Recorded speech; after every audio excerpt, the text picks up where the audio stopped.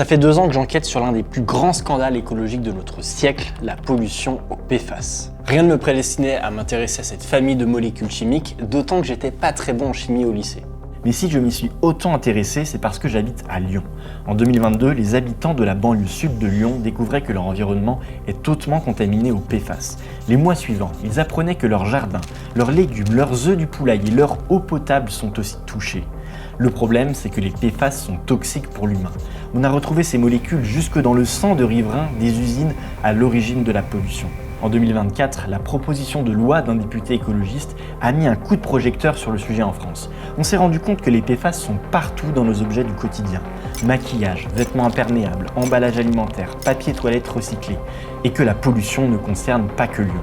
Parce que si la France vient tout juste de découvrir le scandale des PFAS, je me suis rendu compte que le sujet est connu aux États-Unis depuis plus longtemps.